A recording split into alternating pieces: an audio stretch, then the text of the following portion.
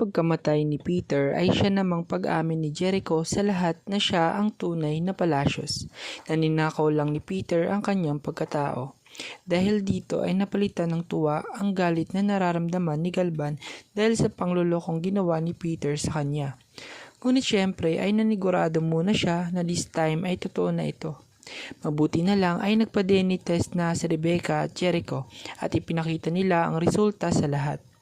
Masayang masaya si Galvan habang kabaliktaran naman ang naramdaman ni Aurora.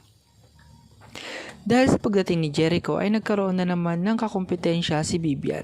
Kaya gumawa siya ng paraan nung una sinulsulan niya itong si George. Ngunit hindi ito nakuha ang loob nito kaya naman gumawa siya ng paraan at naisip niyang i-frame up si Jericho. Nang sa ganon ito ang pagbintangan na pumapatay sa Palacio State at mabawasan na rin ng kakumpetensya ang kanyang anak. Kaya inutusan niya si Cairo na lagyan ng mga ebidensya ang kwarto ni Jericho na magtuturong siya talaga ang pumapatay. Nang makita ito nila George sa kwarto nila, Jericho ay agad nila itong pinaimbestigahan at pinahuli sa pulis si Jericho. Ngunit bigo silang mahuli ito. Dahil may 2 pang Palacios ang natitira ay naisip ni Vivian na sulsulan si Rebecca upang saktan nito si Sam. Pag nagkataon, pwedeng malaglag ang ipinagbubuntis ni Sam at pwedeng makulong si Rebecca. It's like hitting 2 birds with 1 stone at tapos na lahat ng mga problema niya. Habang nag-uusap si Vivian at Cairo sa nalalapit nilang tagumpay at sa mga susunod pa nilang mga plano ay napadaan si Galvan.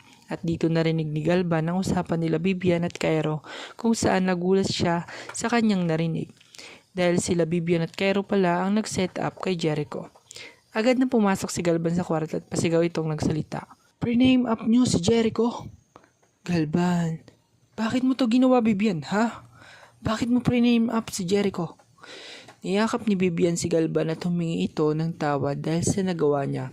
Ngunit tinulak ito ni Galvan at lumuhod si Vivian ngunit hindi siya nito pinakinggan. Sa inyong palagay, mapapatawad pa ba ni Galvan si Vivian? O tuluyan na itong mapapalayas sa mansyon?